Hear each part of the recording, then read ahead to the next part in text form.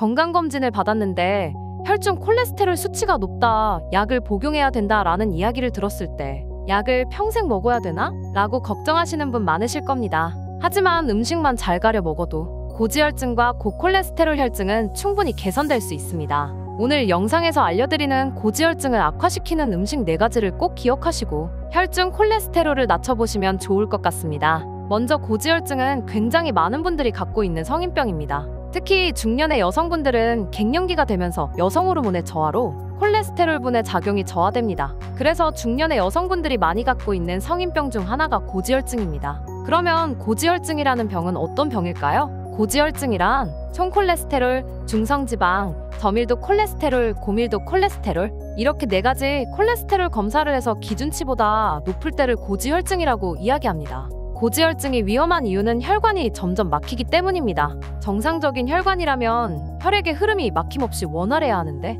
혈관 안에도 기름이 가득하다면 혈관벽이 점점 좁아지다가 막히게 됩니다. 그러면서 결국 심근경색, 협심증, 뇌경색이 유발됩니다. 그래서 고지혈증은 하나의 질병으로 끝나는 게 아니라 다양한 심혈관, 뇌혈관 질환으로 이어지기 때문에 고지혈증 치료가 중요합니다. 그런데 병원에서 고지혈증 진단을 받으면 의사 선생님들이 아직 약 드실 정도는 아닌데요. 음식 조절을 해보시죠. 이렇게 말씀을 하는 분들이 있습니다. 실제로 고지혈증은 식습관에 영향을 많이 받으므로 음식만 잘 가려 먹어도 충분히 개선될 수 있습니다. 그럼 고지혈증 환자가 피해야 할 음식은 어떤 것들이 있을까요? 첫 번째로 고지혈증을 악화시키는 식사는 고탄수화물 음식입니다. 흔히 고지혈증을 악화시키는 식단이 기름기 많은 고기를 생각하시지만 의외로 제일 문제가 되는 것은 바로 탄수화물입니다. 탄수화물이 많이 들어가 있는 식품을 드시면 혈중의 당 수치가 급격하게 높아지게 됩니다. 그러면 몸에서는 혈당을 내리기 위해 인슐린을 분비하지만 높은 혈당을 다 처리하지 못하기 때문에 혈관 속에 당이 남아있게 됩니다. 그러면 나머지 혈당은 어떻게 될까요? 남은 당은 간으로 가서 중성지방을 만들게 돼요. 나쁜 LDL 콜레스테롤 수치가 높아지게 됩니다. LDL 콜레스테롤에 대해 간단하게 설명드리자면 콜레스테롤의 종류에는 나쁜 저밀도 콜레스테롤과 좋은 고밀도 콜레스테롤 두 종류가 있습니다. 그래서 저밀도 콜레스테롤은 낮을수록 고밀도 콜레스테롤은 높을수록 좋은데 고탄수화물 식품을 지속적으로 섭취할 경우 나쁜 LDL 콜레스테롤 수치가 증가하게 되는 것입니다.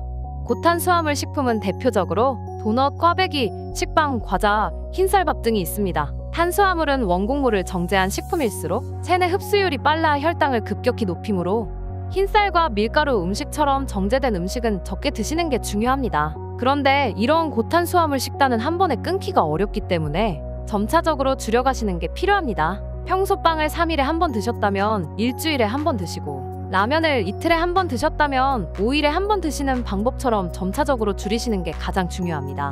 흰쌀밥도 못 먹고 밀가루 음식도 먹지 못하면 우리는 대체 식사를 어떻게 해야 할까요? 체내 흡수가 느리고 혈당을 빨리 올리지 않는 복합 탄수화물을 드시면 됩니다. 복합 탄수화물은 우리 몸에서 빨리 흡수되지 않고 천천히 혈당을 올리기 때문에 혈관 속에 있는 혈당을 다 소모하게 되고 이로 인해 자연스럽게 나쁜 LDL 콜레스테롤 수치가 떨어지게 됩니다. 복합 탄수화물의 대표적인 식품으로는 여러분이 잘 아시는 현미, 통곡물, 호밀 등이 있습니다. 그래서 현미만으로 식사를 하시는 게 가장 좋겠지만 맛과 식감 때문에 거부감이 드신다면 현미 반, 백미 반해서 드시거나 백미 반, 잡곡 반을 섞어서 드시면 됩니다.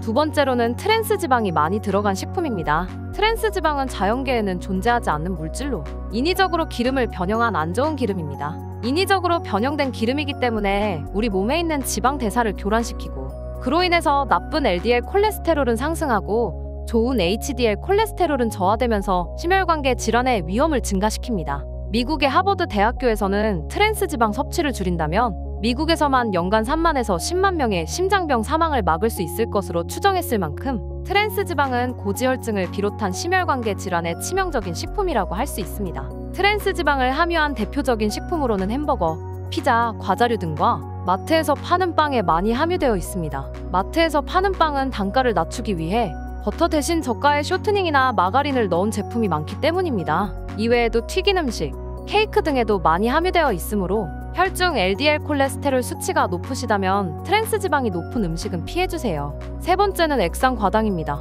액상과당은 대부분의 음료수에 들어있는 물질로 단맛을 내는 역할을 합니다. 액상과당은 포도당으로 이루어진 옥수수의 전분에 인위적으로 과당을 첨가해 만든 물질입니다. 설탕보다 구조가 단순해 소화 흡수가 빠르고 설탕에 비해 혈당을 쉽게 올리며 천연과당에 비해 혈액 속 단백질 성분과 잘 엉겨 혈관에 문제를 일으킬 위험도 있습니다. 이뿐만 아니라 액상과당의 당 성분이 좋은 HDL 콜레스테롤과 엉겨붙어 체내 좋은 HDL 콜레스테롤의 질이 떨어지게 됩니다. 미국 캘리포니아 대학 연구팀이 성인 48명을 대상으로 매일 하루 칼로리의 25% 이상을 액상과당으로 섭취하게 한 결과 2주 뒤 참가자들의 혈액에서 심장병 위험을 높이는 LDL 콜레스테롤과 중성지방 수치가 실험 전보다 높게 나타났습니다. 과당이 많이 함유된 음료로는 믹스커피, 탄산음료, 요구르트, 오렌지 주스, 자양강장제 등이 있습니다. 단맛이 나는 음료수는 최대한 자제해주시고 음식에 단맛을 첨가하고 싶으시다면 비정제 사탕수수당이나 자일로스 설탕을 활용해주세요.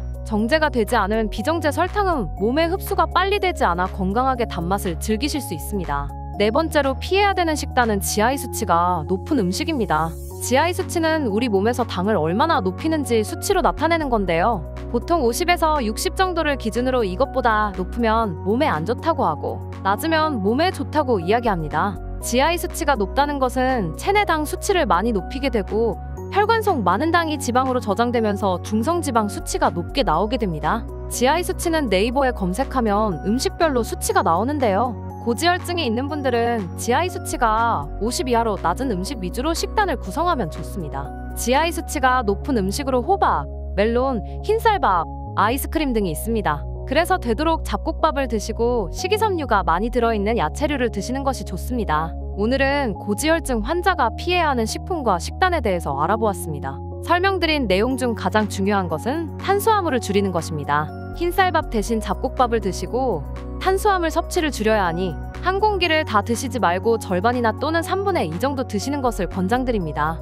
또 중요한 것은 운동을 통해 적정 체중을 유지하는 것입니다. 근력 운동과 충분한 단백질 섭취로 근육을 키우는 것도 중요하지만 규칙적인 유산소 운동으로 적정 허리둘레를 유지하는 것이 무엇보다 중요합니다. 허리둘레라는 것은 내 몸에 고지혈증이 있는지 없는지, 성인병 대사 증후군이 발생할지 말지 가장 큰 지표이기 때문에 뱃살을 빼는 게 중요합니다. 마지막으로 정리해드리자면 고탄수식품과 트랜스지방이 많은 식품 및 액상과당과 GI 수치가 높은 음식은 자제해주시고 꾸준한 유산소 운동으로 뱃살을 빼주신다면 고지혈증 약을 드시지 않고 확연하게 좋아질 수 있습니다. 오늘 이 영상이 도움되었다면 좋아요, 다음 영상이 기대된다면 구독 버튼으로 채널을 응원해주세요. 다음에 더 건강하고 유익한 내용을 담아오겠습니다. 긴 영상 시청해주셔서 감사합니다.